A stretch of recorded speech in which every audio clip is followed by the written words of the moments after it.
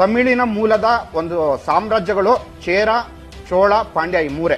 ಇನ್ನು ತೆಲುಗು ಅವರದು ಒಂದೇ ಕಾಕತೀಯ ಡೈನಸ್ಟಿ ಅಂತ ಒಂದು ಬರುತ್ತೆ. ಕಾಕತೀಯ ಬಿಟ್ರೆ ಅವ್ರು ಮತ್ತಿನ್ಯಾವುದೋ ಒಂದು ಸಾಮ್ರಾಜ್ಯವನ್ನ ಕಟ್ಟಕ್ಕೂ ಆಗ್ಲಿಲ್ಲ. ನಾವು ಸಾಧಾರಣವಾಗಿ ಇವತ್ತು ಭಾರತದಲ್ಲಿ ನಾವೇನಾದ್ರು ನೋಡೋದಾದ್ರೆ ಭಾರತದ ಒಳಗಡೆನೂ ಕೂಡ ಸಾಕಷ್ಟು ಭಾಷೆಗಳಿದೆ. ಈಗ ತಮಿಳ್ ಇರ್ಬೋದು, ತೆಲುಗು ಇರ್ಬೋದು, ಮರಾಠಿ ಇರ್ಬೋದು, ಹೀಗೆ ಬೇರೆ ಬೇರೆ ಭಾಷೆ ಇದೆಯಲ್ಲ.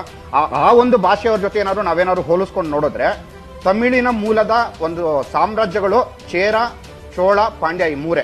ಇನ್ನು ತೆಲುಗು ಅವರದು ಒಂದೇ ಕಾಕತೀಯ ಡೈನಸ್ಟಿ ಅಂತ ಒಂದು ಬರುತ್ತೆ. ಕಾಕತೀಯ ಬಿಟ್ರೆ ಅವ್ರು ಮತ್ತಿನ್ಯಾವುದೋ ಒಂದು ಸಾಮ್ರಾಜ್ಯವನ್ನ ಕಟ್ಟಕ್ಕೂ ಆಗ್ಲಿಲ್ಲ. ಇನ್ನು ಮರಾಠಿಗಳದು ಮರಾಠ ಸಾಮ್ರಾಜ್ಯ ಅದು ಸುಮಾರು 150 ವರ್ಷಗಳು ಕೂಡ ಆಡಳಿತ ಮಾಡಿಲ್ಲ. ಪ್ರಾಕೃತವನ್ನ ಬಳಸ್ತಾ ಇದ್ದಂತ ಅಂದ್ರೆ ಇವತ್ತು ಯಾರು ಪ್ರಾಕೃತವನ್ನ ಮಾತಾಡಲ್ಲ. ಹಿಂದೆ ಪ್ರಾಕೃತದ ಬೇರೆ ಬೇರೆ ಒಂದು ಉಪಭಾಷೆಗಳನ್ನ ಬಳಸ್ಕೊಂಡು ಕೆಲವರು ಸಾಮ್ರಾಜ್ಯ ಕಟ್ಟಿದ್ರು. ಅದರಲ್ಲಿ ಗುಪ್ತ ಇರ್ಬೋದು, ಪುಷ್ಯಭುಟಿ ಸಾಮ್ರಾಜ್ಯ ಅಥವಾ ಹರ್ಷವರ್ಧನನ್ ಬಗ್ಗೆ ನಾವೆಲ್ಲ ಕೇಳೇ ಇರ್ತೀವಿ.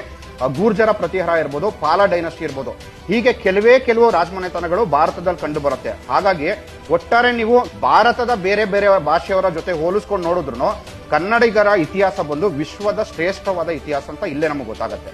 ಈಗ ನಮ್ದು ನಾವು ಹೇಳ್ಕೊಂಡು ಹೋಗೋಣ. ಕದಂಬರಾದ್ರು, ಬಾದಾಮಿ ಚಾಲುಕ್ಯರಾದ್ರು, ರಾಷ್ಟ್ರಕೂಟರಾದ್ರು, ಕಲ್ಯಾಣದ ಚಾಲುಕ್ಯರಾದ್ರು, ಮತ್ತೆ ದೇವಗಿರಿಯ ಸೆವಣರ್ ಇರ್ಬೋದು, ಹೊಯ್ಸಳರ್ ಇರ್ಬೋದು, ಕರ್ನಾಟಕ ಸಾಮ್ರಾಜ್ಯ ಇಲ್ಲೇನೆ 7 ಹೇಳಿದ್ದೀನಿ.